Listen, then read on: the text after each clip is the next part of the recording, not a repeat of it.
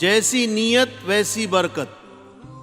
حضرت حیوہ ابن شریح رحمۃ اللہ علیہ ایک بہت بڑے محدث گزرے ہیں، مستجاب الدعوات تھے، یعنی اللہ تعالیٰ ان کی ہر دعا قبول کرتا تھا۔ حکومت کی طرف سے ان کو ماہانہ وظیفہ ملتا تھا تاکہ وہ کمائی سے بے فکر ہو کر علم حدیث کی خدمت کریں۔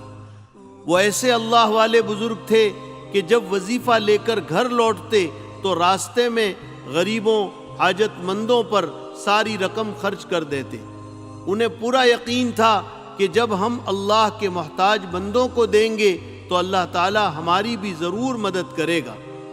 ان کا اللہ پر بھروسہ اور یقین اتنا تھا کہ جب وہ اپنے وظیفے کی ساری رقم غریبوں پر خرچ کر کے گھر پہنچتے تو انہیں وہ پوری رقم اپنے بستر میں موجود ملتی۔ ان کے ایک چچا زاد بھائی نے جب کئی بار یہ ماجرا دیکھا تو اسے خیال آیا کہ اللہ کے راستے میں خرچ کرنے کا اگر یہ صلہ ہے تو کیوں نہ ہم بھی اپنا وظیفہ راہ خدا میں خرچ کر دیا کریں، خرچ کی ہوئی رقم بھی مل جائے گی اور بہت زیادہ ثواب بھی حاصل ہو جائے گا۔ چنانچہ وقت آنے پر اسے وظیفہ ملا تو اس نے بھی وہ ساری رقم اپنے ارادے کے مطابق اللہ کے راستے میں خرچ کر دی اور جلدی جلدی گھر آ کر بستر ٹٹولنے لگا۔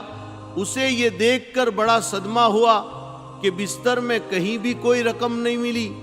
وہ بڑے غم کے ساتھ حضرت حیوہ ابن شریح رحمۃ اللہ علیہ کے پاس گیا اور سارا ماجرا کہہ سنایا۔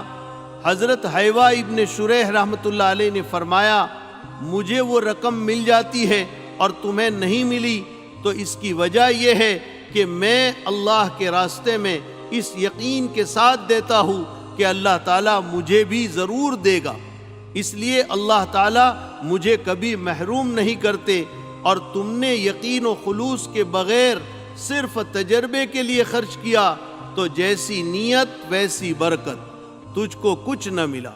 لوگو، ہر نیک کام کرتے وقت اچھی نیت کرو، جتنی اچھی نیت ہوگی اتنا بڑا ثواب ملے گا۔ اگر نیت میں ذرا بھی کھوٹ آئی تو سارا ہی عمل بیکار ہو جائے گا۔